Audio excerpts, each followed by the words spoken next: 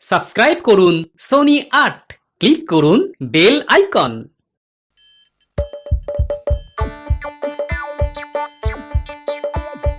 আসছে গোপাল, যাচ্ছে গোপাল, ভাবছে গোপাল, হাসছে গোপাল, আসছে গোপাল, যাচ্ছে গোপাল, ভাবছে গোপাল, হাসছে গোপাল। যুগের পরে যুগ কেটে যায়, মানুষ তাকে ভোলে না। যুগের পরে যুগ কেটে যায়, মানুষ তাকে ভোলে না। চলে না রে, চলে না রে, চলে না রে, চলে না, চলে না রে, চলে না রে, তাকে ছাড়া চলে না। কে সে? পরিচয় কি তার? হাসির রাজা, জ্ঞানের রাজা, রসিক রাজা গোপাল ভাঁড়। হাসির রাজা, জ্ঞানের রাজা, রসিক রাজা গোপাল ভাঁড়। হাসির রাজা, জ্ঞানের রাজা।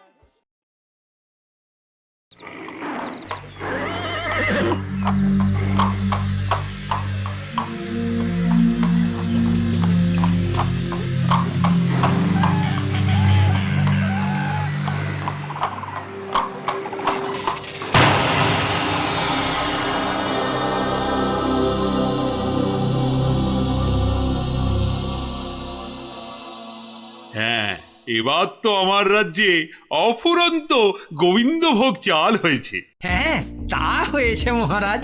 তা নবাবকে তো কয়েক বস্তা চাল পাঠালে হয়, মানে অনেক দিন তো কিছু পাঠানো হয়নি। আপনার সাথে আমি একমত মহারাজ। এতে মনে হয় নবাব বাহাদুর খুশিই হবেন। গোপাল, তা তোমার কি মত? আগে আমার মত যদি নেন তাহলে বলি এসব একেবারে করতে যাবেন না মহারাজ। কেন? ওই চাল টাল পাঠালেই না পুনরায় মুশিক ভব অবস্থা হয়ে যাবে আপনার মহারাজ। মনে নেই এক সময় নবাবের নিত্য পাঠাও পাঠাও বায়নায় কি অবস্থা হয়েছিল আপনার? সত্যি, আর চাল পাঠাও, কাল নলেন গুড় পাঠাও, পরশু শাড়ি পাঠাও, এই পাঠাও পাঠাও বায়না মেটাতে গিয়ে কিরকম একটা নাজেহাল হয়ে গিয়েছিলেন আপনি।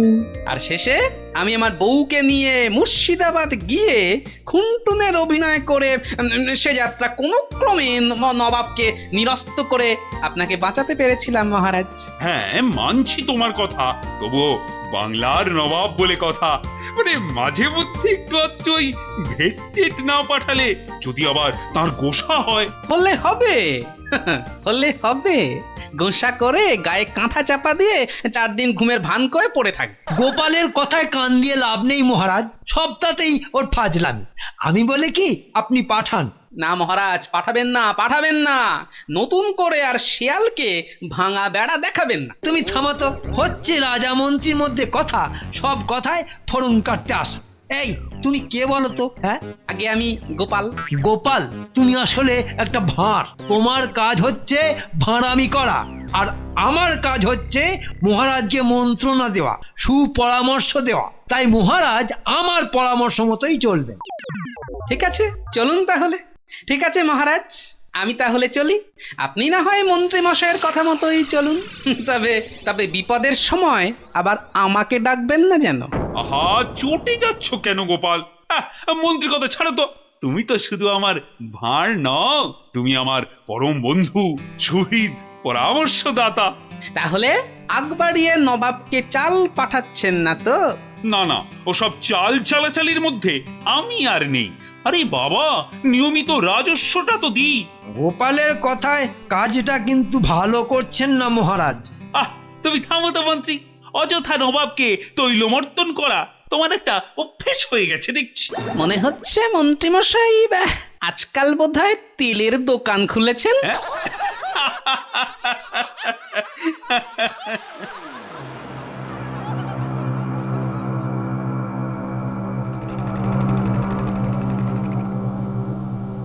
এভাবে আর চলতে দেওয়া যায় না জাহাপানা। কি চলতে দেওয়া যায় না উজির? ওই যে কৃষ্ণচন্দ্রের বেয়াদপি। কেন, ও আবার কি বেয়াদবি করলো? আজ বেশ কয়েক মাস হয়ে গেল কৃষ্ণচন্দ্র কোনো ভেট পাঠায়নি আপনাকে। সে ঠিক, কিন্তু সব সময় ভেট পাঠানোটা কি ঠিক? সে কি, আরে কৃষ্ণচন্দ্রের তো একটা আক্কেল জ্ঞান থাকা উচিত নাকি? আরে তুই বঙ্গেশ্বরের খাস তালুকে বাস করিস, আর চাষ আবাদের জিনিসপত্র নজরানা পাঠাবি না? জানেন জাহাপানা, কৃষ্ণচন্দ্রের মন্ত্রী আমায় গোপনে জানিয়েছে এ বছরে নাকি প্রচুর ধান হয়েছে।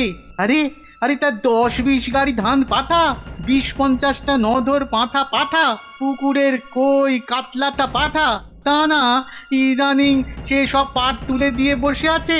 মানে আসলে কৃষ্ণচন্দ্রকে একটু বেশি স্নেহ করি তো, বোধহয় সেই সুযোগটাই ও নিচ্ছে। দেখো দেখো কৃষ্ণচন্দ্র, এবারে তোমার কি অবস্থা করি। তাহলে কি করা যায়? হ্যাঁ হ্যাঁ, হেনস্থা করতে হবে, হেনস্থা। এই পুজোর আগেই সর্বসমক্ষে নাস্তা নাবুদ করে ছেড়ে দিতে হবে। কিভাবে হেনস্থা করবে? সেটা না হয় আমার ওপরেই ছেড়ে দিন হুজুর, দেখুন না কি করি।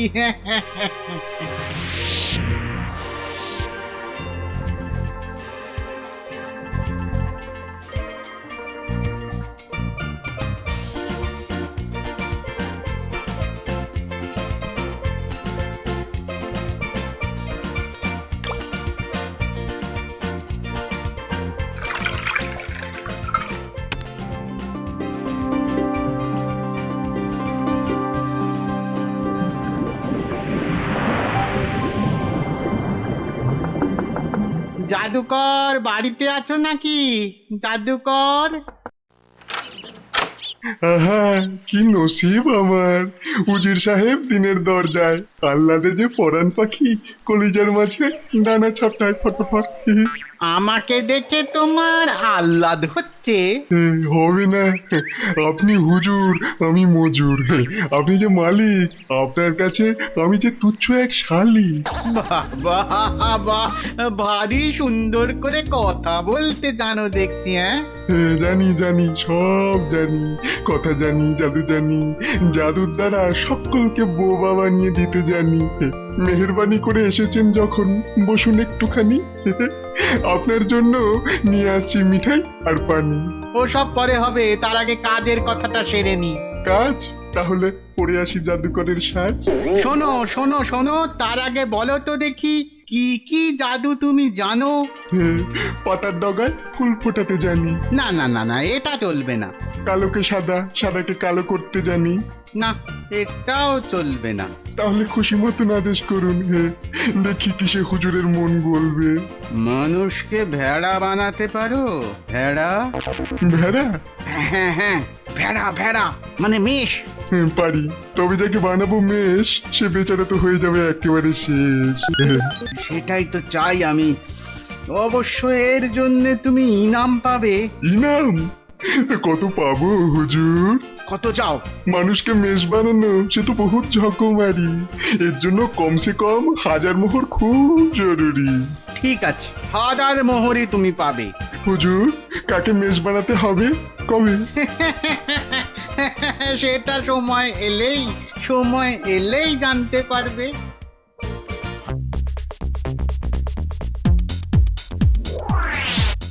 কি হলো বলতো? মন্ত্রী মশাই এরকম পাগলের মতো দৌড়চ্ছেন কেন? কে জানে কি হয়েছে, তবে এসব ওই রাজা মন্ত্রীর ব্যাপার। ওই যে কথায় আছে না, রাজা মন্ত্রীর খেয়াল আর ভাঙা বাড়ির দেওয়াল। কখন যে কোন দিকে হেলবে কে তা বলবে? হ্যাঁ,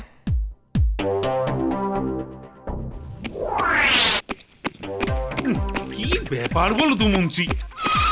সর্বনাশ হয়ে গেছে মহারাজ, সর্বনাশ হয়ে গেছে। কি হয়েছে মন্ত্রী? কিসের সর্বনাশ? নবাব বাহাদুর এত্তেলা পাঠিয়েছেন। এত্তেলা? হঠাৎ করে এত্তেলা কেন? পড়ো পড়ো, আরে পড়ে শোনাও তো দেখি। কৃষ্ণচন্দ্র, আজ বহুদিন হয়ে গেল তুমি রাজধানীতে আমায় কোনো প্রকার ভেট পাঠাওনি। এটা যে তোমার ভ্রম তা আমি মনে করি না, এটাকে মনে করি আমার প্রতি তোমার অবজ্ঞা। আমার মনে হচ্ছে ইদানিং তুমি বেশ উদ্ধত হয়ে উঠেছো, আর তারই প্রকাশ আমার প্রতি তোমার এই উদাসীনতা।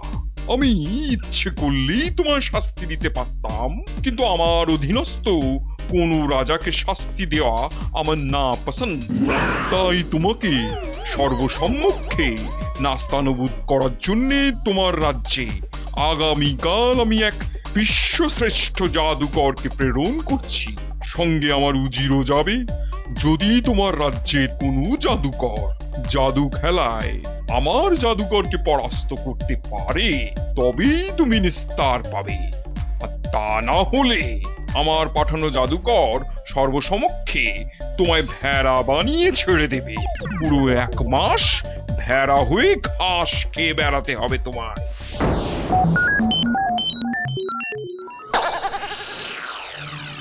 মন্ত্রী, এই চিঠির মানে কি? খুব সোজা, নবাব বাহাদুর আপনার উপর খুব রেগে গেছেন। মহারাজ, আমি তখনই আপনাকে বলেছিলাম নবাবকে জুৎসই কিছু ভেট টেট পাঠান, কিন্তু আজকাল তো আপনি গোপালের কথাতেই চলেন। আমি আপনার কে? দেখো মন্ত্রী, এই বিপদের সময় তোমার এসব ছেদ মান অভিমানের কথা ছাড়ো তো। এই দুর্দিনে বিপদ মুক্ত হতে গেলে কি করা যায়, আরে সেটা ভাবো। হায় ভগবান, হায় ভগবান, আমি তো ভাবতেই পারছি না যে আমার পুরো 1টা মাস ভেড়া হয়ে থাকতে হবে। আরে ভাবো ভাবো, কিছু একটা ভাবো। কি ভাববো মহারাজ, আমার মাথাতে তো কিছু আসছে না। কৃষ্ণনগরে প্রচুর দিকপার মৃৎশিল্পী পাওয়া গেলেও মাথা কুটলেও কোনো জাদু শিল্পী পাওয়া যাবে না। তবে আর কি, তবে হাত পা ছেড়ে দিয়ে বসে থাকো, আর আমি মহারাজ কৃষ্ণচন্দ্র প্রজাদের চোখের সামনে ভেড়া বনে যাই। তুমি তুমি কিসের মন্ত্রী? রাজাকে বিপদের সময় কোনো বুদ্ধি দিতে পারো না? অযথা আমার ওপর কেন রাগ করছেন মহারাজ?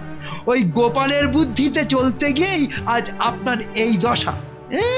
কত বড় বড় কথা, শিয়ালকে ভাঙা বেড়া দেখাবেন না।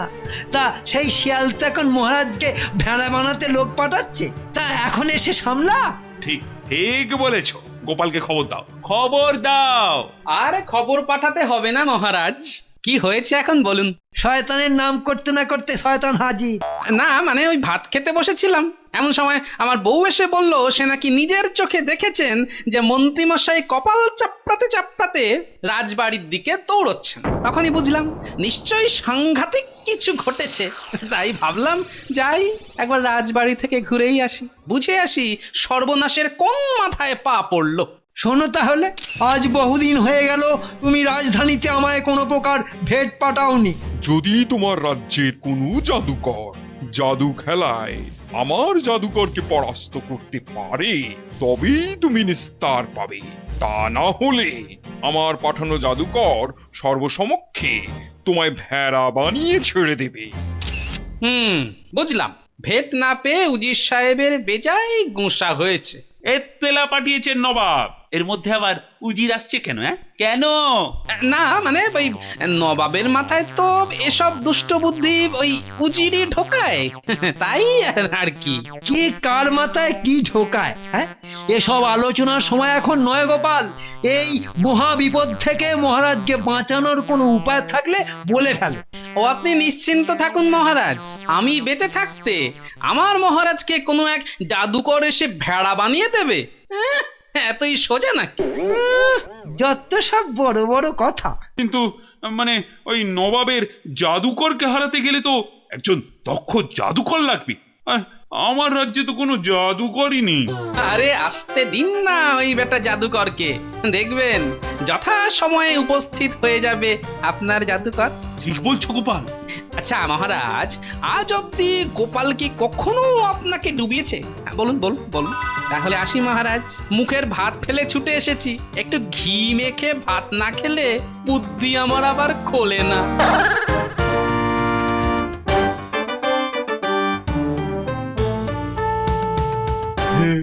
আমি হলাম জাদুকর হিত্রিশ বিত্রিশ। নানান জাদু জানি আমি।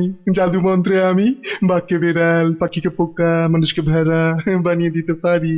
এই দেখুন না, দেখুন এক গোছা লাল ফুল। হ্যাঁ, আমার জাদু মন্ত্রে এক্ষুনি হয়ে যাবে থুতুর বুড়ির সাদা চুল। ও মন্ত্রী, এ তো দেখছি মহাশক্তিমান জাদুকর, কিন্তু গোপাল তো এখনো এলো না। আরে তার তো জাদুকর নিয়ে আসার কথা ছিল। আর সে এসেছে, দেখুন গিয়ে, সে হয়তো দেশ ছেড়ে পালিয়েছে। এমন অলক্ষণে কথা বলো না তো মন্ত্রী। সে সে জাদুকর না নিয়ে এলে যে আমার ভরাটুমি হবে। পুরো পুরো 1টা মাস ভেড়া হয়ে থাকলে আরে আরে পুজোয় মজা করব কি করে? কি মহারাজ কৃষ্ণচন্দ্র, কোথায় তোমার জাদুকর? সে কি হয়েছে পগার পার? না না, সে কি কথা, এই এক্ষুনি সে এসে পড়বে। অনেকক্ষণ ধরে অপেক্ষা করছি, আর কিন্তু বেশিক্ষণ সময় পাবেন না আপনি। এবারে বোঝো রাজা কৃষ্ণচন্দ্র, আমি আর উজিরি মিলে যা চাল চেলেছি না, দেখি ওই গোপালের ভাঙা নৌকোয় চড়ে এই দরিয়া তুমি পার হও কেমনে। মহারাজ কৃষ্ণচন্দ্র অনেক সময় পেয়েছেন, আর নয়, এবার তো আপনাকে ভেড়া হতে হবে। তা জাদুকর, হুজুর, কৃষ্ণচন্দ্র ভেড়া হলে কেমন দেখতে লাগবে বলো দেখি? খুব সুন্দর, নাদুস নুদুস নরম, যেন চলমান একদলা পশম। তা মালিক, কোথায় পালালো মহারাজের ঐন্দ্রজালিক? আমি হাজির। এই তো জাদুকর এসে গেছে। এই গোপাল কোথায়? তা তো জানি না, তবে সেই তো পাঠালো আমায়। এই, তুই কে? আমি হলাম এ রাজ্যের শ্রেষ্ঠ জাদুকর, নাম? জাদুকর নাদুস নুদুস। নাদুস নুদুস। তা বল, কি কি খেলা জানিস তুই?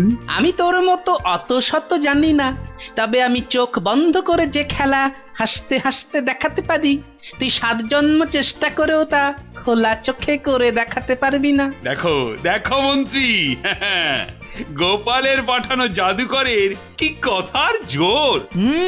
তা তো হবেই, গোপাল পাঠিয়েছে যে, কথার তুবড়ি তো হবেই, তবে কাজের কতটা সেটা এখনই জানা যাবে। কি কি বললি? কি বললি নাদুস নুদুস? আমি 7 জন্ম চেষ্টা করেও মূর্খ, তুই মূর্খ। তুই চোখ বন্ধ করে যা করে দেখাবি, আমি খোলা চোখে তা করতে পারবো না। ও কি যে বলিস! ভালো করে ভেবে বল, না পারলে করবি কি? হ্যাঁ, তাহলে তোর বশ্যতা স্বীকার করে মাথা নিচু করে চলে যাব। ন্যাপলা গুলটে পুটি নিয়ে আয়।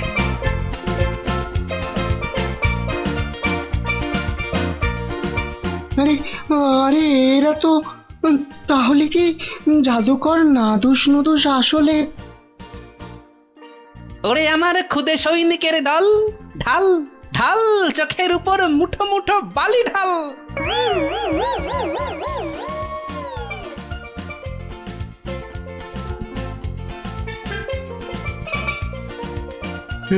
ওরে বাবা রে, এই যে দেখি সর্বনেশে ব্যাপার, উইদাউট এনি ব্যাপার। এটা করব কি করে? কিরে বিশ্বশ্রেষ্ঠ জাদুকর, আমি চোখ বন্ধ করে যা করে দেখাচ্ছি তা খোলা চোখে তুই এবার করে দেখাতে পারবি তো? দেখি চেষ্টা করে। দে বালি দে।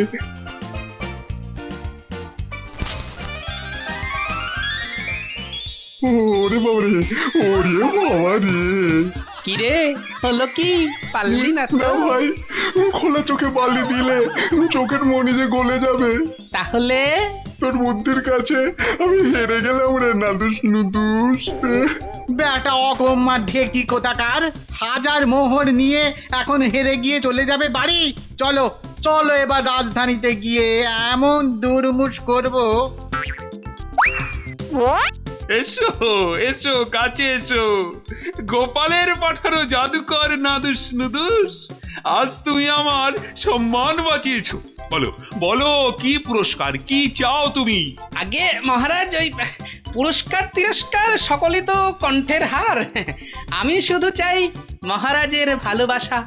আরে এ তো গোপাল। তবে গোপাল না হলে এমন ক্ষুরধার বুদ্ধি কারি বা হবে? ধন্য ধন্য গোপাল, তুমি ধন্য।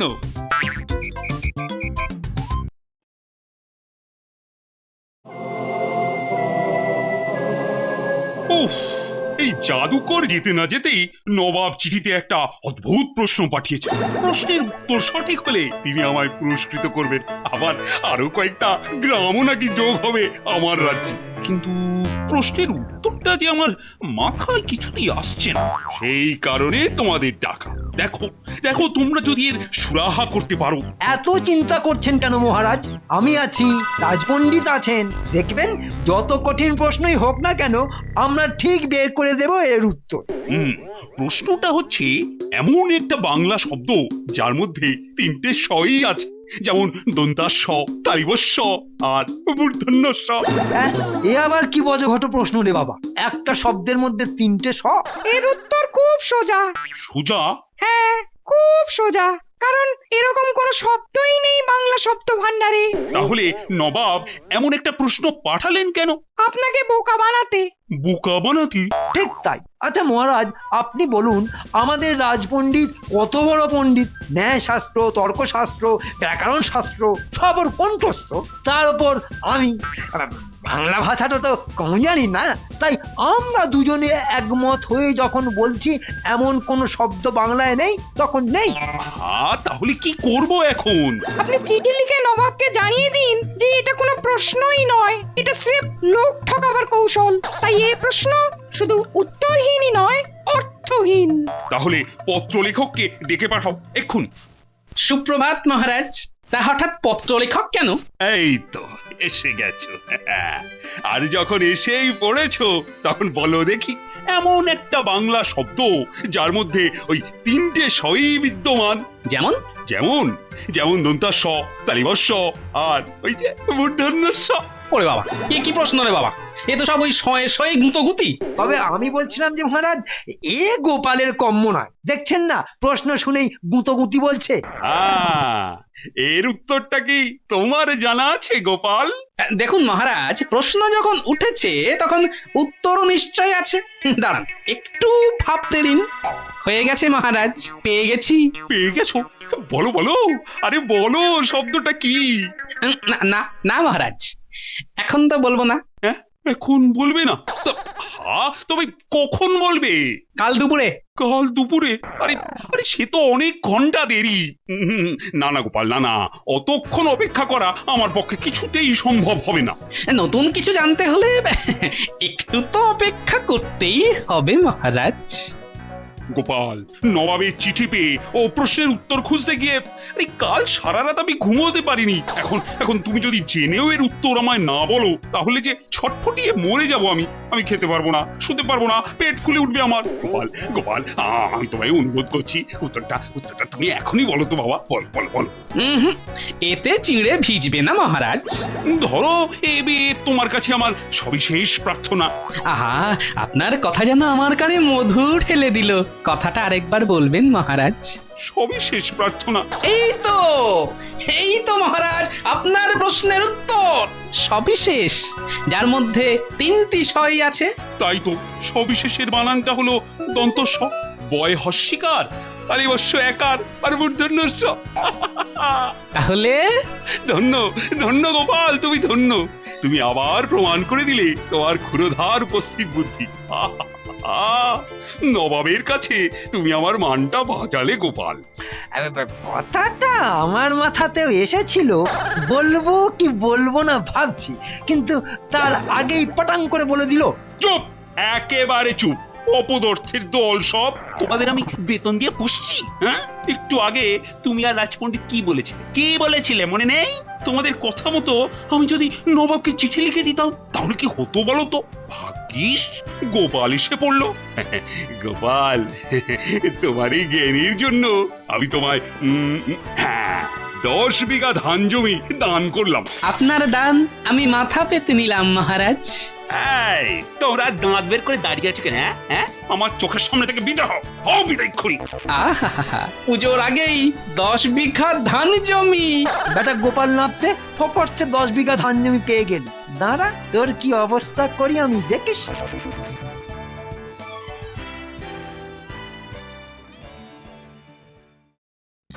যেখানে সারা কৃষ্ণনগরের লোক আমার বুদ্ধি তারিফ করে, সেখানে তুমি বলছো আমার বুদ্ধি নেই। নেই তো, থাকলে না এমন একটা সুখবর আনার সময় ঘরের বউয়ের জন্য হাতে করে কিছু একটা নিয়ে আসতে। কি নিয়ে আসতাম? নাল পেরে শাড়ি না থলি ভর্তি মুড়ি? কেন কেন কেন? গয়না আনবে, গয়না। কি আমার দাঁড়ে বসা ময়না এলেন রে, গয়না আনতে হবে? পুজোয় আর কিছু চাইবো না, কিন্তু এখন আমায় যদি 10 ভরির হাড় গড়িয়ে না দাও তাহলে কালই আমি বাপের বাড়ি চলে যাবো। ওই একটা কথাই তো শিখে রেখেছো, কথায় কথায় বাপের বাড়ি চলে যাও। তাও যদি বাপ বেঁচে থাকতো। কি বললে? বাপ নেই তো কি হয়েছে? ভাই তো আছে। শোনো গিন্নি, শোনো। হ্যাঁ শোনো, একটা প্রবাদ আছে জানো তো, বাপ রাজা তো রাজার ঝি, ভাই রাজা তো আমার কি, ওই একদিনের বেশি দুদিন থাকলেই না ভাই আর ভাইয়ের বউ ঘাড় ধরে পাঠিয়ে দেবে আবার এই গোপালের ঘরে ঠিক আছে যাবো না, তবে দুদিনের মধ্যে হাল না পেলে এখানে বসে বসেই জ্বালাবো তোমাকে। এ বাড়ির উনুন আর জ্বলবে না। হ্যাঁ, তার মানে রান্না বান্না বন্ধ। তাহলে খাবো কি? কেন তোমার রাজবাড়ি আছে না, ওখান থেকে খেয়ে এসো। যা ছেলে, এই যে সত্যি সত্যি রেগে মেগে চলে গেল।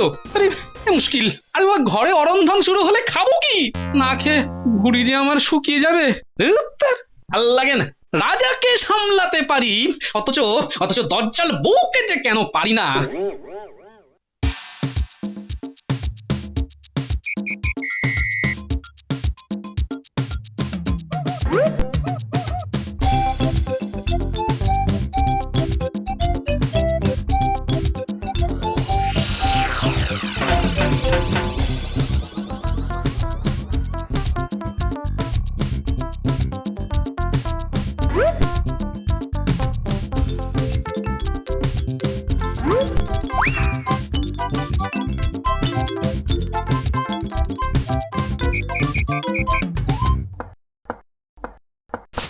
নাম হই মন্ত্রী মশাই। এইমাত্র দেখলাম তোমার দোকান থেকে গোপালকে বেরোতে। কেন এসেছিল? বউয়ের জন্য একটা মোটা সোটা হার বানাতে। হ্যাঁ ঠিক আছে, চলি। যাক চলে, ঝড়ের বেগে এলো আর বিদ্যুৎ গতিতে বেরিয়ে গেল। ভাবলাম কিছু বানাতে টানাতে দেবে, তা না।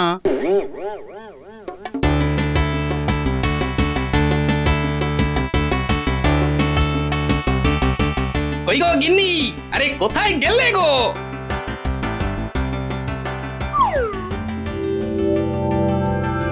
মা, কি সুন্দর! পছন্দ হয়েছে? খুব পছন্দ হয়েছে, খুব পছন্দ হয়েছে। তাহলে রান্না বান্না হবে গো হবে, এমন সুন্দর হার পেলাম, আর রান্না বান্না হবে না? জমিয়ে তেল কই রাঁধবো আজ, দেখো। তেল কই? আহা, কতদিন যে খাইনি গিন্নি।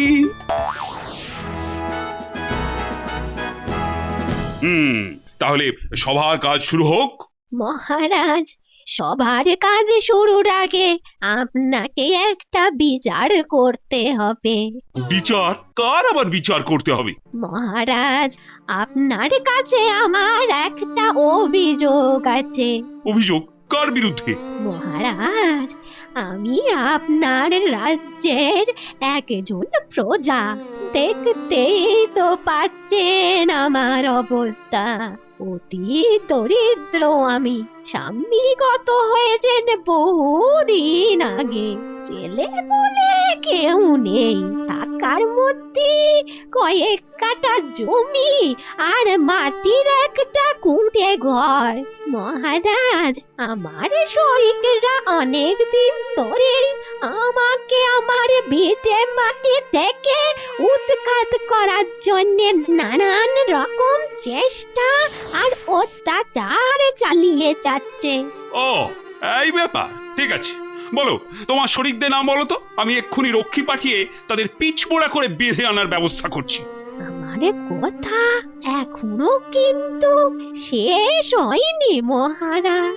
আমি আপনার কাছে অভিযোগ জানাতে আসছিলাম, কিন্তু আপনারই একজন লোক আমায় বলল তার নাকি অসীম ক্ষমতা।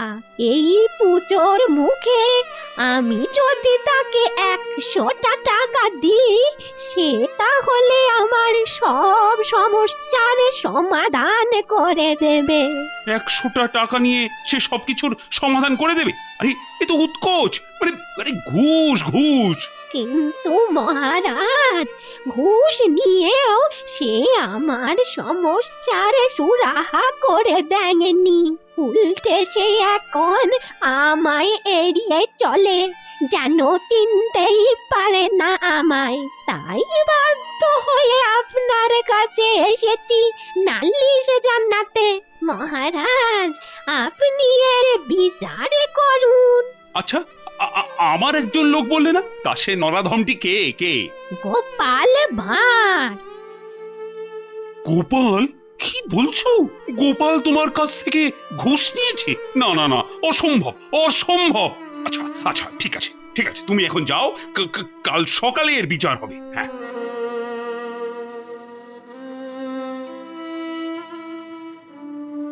ছি ছি ছি ছি ছি ছি, এ কি কথা শুনলাম আমি? এ তো আমি নিজের কানকেই বিশ্বাস করতে পারছি না। মন্ত্রী, ও মন্ত্রী, তোমার কি মনে হয় এতটা নীচ কাজ গোপাল করতে পারে? কেন পারবে না মহারাজ? যে কথায় আছে না, অর্থই অনর্থের মূল। এই তো কদিন আগে আমি একটা কাজে ছ্যাগরার দোকানে গিয়েছিলাম, সেখানে শুনলাম গোপাল নাকি ওর বইয়ের জন্য একটা বেশ ভারী ভুরি সোনার হার বানাতে দিয়েছে। গোপাল তো এত বেতন পায় না যে সংসার চালিয়ে বউয়ের হার গড়াতে পারে। বৃদ্ধা যে বলে গেল কদিন আগেও গোপালকে টাকা দিয়েছে, আর আর তুমিও বলছো কদিন আগে সে হারও গড়াতে দিয়েছে। এ তো দুয়ে দুয়ে চার। আচ্ছা মন্ত্রী, মানে তুমি নিশ্চিত যে গোপাল হার গড়াতেই দিয়েছে? আমার কথা বিশ্বাস না হলে আপনি ছ্যাগরাকে ডেকে পাঠাতে পারেন। না না না না, আগে গোপালকে, হ্যাঁ এক্ষুনি গোপালকে রাজসভায় ডেকে পাঠাও। আর ডাকো না। রক্ষী, গোপালকে ধরে আনো।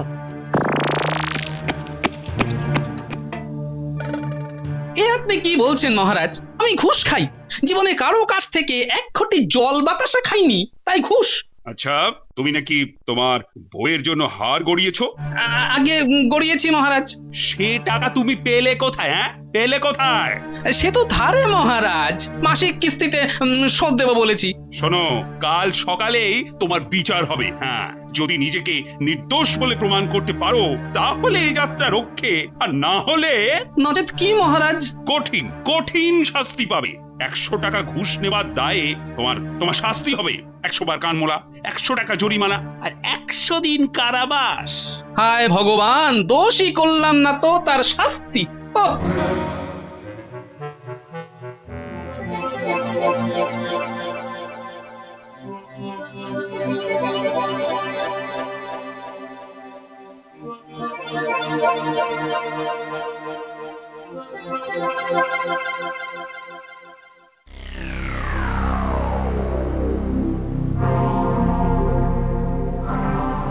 মন্ত্রী, ও মন্ত্রী, আরে বিচারের সময় তো প্রায় উত্তীর্ণ হতে চললো, কিন্তু গোপাল তো এখন এলো না। সে আবার পালালো না তো? পালাবে আর কোথায়? দেরি হচ্ছে দেখে তাকে ধরে আনার জন্য আমি রক্ষী পাঠিয়েছি। মহারাজের জয় হোক। কি চাও? আগে একটা চিঠি, একজন এই চিঠিটা আপনাকে পৌঁছে দিতে বলেছে। আমায় চিঠি পৌঁছে দিতে বলেছে? কে সে? তা তো জানি না, আমি একজন ভিখিরি, ভাগীরথীর তীরে রাজঘাটে বসে বসে ভিক্ষে করি। আজ সকালে অন্য দিনের মতো নদীর তীরে বসে ভিক্ষে করছিলুম, সেই সময় একজন লোক আমার হাতে এই চিঠিটা দিয়ে বলল, এটা আপনার হাতে পৌঁছে দিলে সে আমায় একটা টাকা দেবে। তাই রাজি হলাম। আমার হাতে টাকা আর চিঠি দিয়ে সে নদীতে ঝাঁপ দিল। হায় হায় হায়, কি বলবো মহারাজ, লোকটা আজ জল থেকে উঠলই না। আমার চোখের সামনে নদীতে কেমন তলিয়ে গেল গো। লোকটাকে দেখতে কেমন? আগে মোটা সোটা, মাথা ভর্তি টাক। হ্যাঁ, দেখি চিঠিটা। শ্রদ্ধেয় মহারাজ, বহু বছর সততার সাথে আপনার সেবা করেও দুর্নাম কুড়োতে হলো। আমি নাকি ঘুষ খাই। ভাগ্য, সারা রাত দুঃখে অপমানে দু চোখের পাতা এক করতে পারিনি, তাই সূর্যোদয়ের আগে নদীতে ঝাঁপ দিয়ে নিজের জীবন শেষ করে দিলাম। আপনাদের সবার পূজা ভালো কাটুক, আর বিদায় বেলায় আবার জানিয়ে যাই, আমি কিন্তু ঘুষখোর নই। পরজন্মে দেখা হলেও হতে পারে। এটি আপনার হতভাগ্য গোপাল। হায় ভাগ্য, নিজেকে সৎ প্রমাণ করার জন্য গোপাল শেষে আত্মহত্যার পথ বেছে নিল। নিজের মুখ রক্ষার জন্য গোপালের তো আর কোনো পথ ছিল না হুজুর। একেই বলে ধর্মের কল বাতাসে নড়ে। আপনি চুপ করুন, একদম চুপ। হায় হায়, শুধু আমার পাপে মানুষটা জম্মের মতো চলে গেল। মহারাজ, আপনি আমায় শাস্তি দিন মহারাজ, আমি পাপী, মহা পাপী। তার মানে মহারাজ ওই কুচক্রী মন্ত্রীর কথায় আমি গোপালের নামে মিথ্যে নালিশ করেছিলাম দুটো পয়সার লোভে। মন্ত্রী আমায় বলেছিল রাজার কাছে নালিশ করে গোপালের শাস্তির ব্যবস্থা করতে পারলে মন্ত্রী আমায় 100 টাকা দেবে। মহারাজ গোপাল নির্দোষ, মহারাজ গোপাল নির্দোষ। এই এই কে আছিস? এক্ষুনি মন্ত্রী আর বুড়িটাকে কারাগারে নিক্ষেপ কর। শুধু এদের জন্য চিরকালের মতো আমি গোপালকে হারালাম। এ সংসারে শুধু যাওয়ার আশা, কিছুই হারায় না মহারাজ। গোপাল, গোপাল, তুমি তাহলে মরনি? মরবো কেন? এই তো দিব্যি হাত পা নিয়ে আপনার সামনে দাঁড়িয়ে আছি মহারাজ। তাহলে এমন ছলনা করলে কেন? হ্যাঁ, নিজেকে নির্দোষ প্রমাণ করতে। এছাড়া আর কি বা করার ছিল বলুন? যারা মিথ্যে বলেছে সত্যিটা তো তাদের দিয়েই বলাতে হবে নাকি? নির্দোষ, নির্দোষ, তুমি সম্পূর্ণ নির্দোষ। তাহলে আমাকে এমন প্যাচে ফেলার পেছনে যে মূল আসামি মানে মন্ত্রী মশাই, তার কি শাস্তি হবে? না না না, তুমি বলো। আগে 100 বার কানমলা। ঠিক আছে, তাই হবে। হ্যাঁ, লক্ষ্মী, কানমলা শুরু হোক। 1 2 3 4 5। মহারাজ, একেই বলে অতি চালাকের গলায় দড়ি আর অতি শয়তানের কানে পাক। For more updates, subscribe to our channel, click the show links and enjoy watching the videos.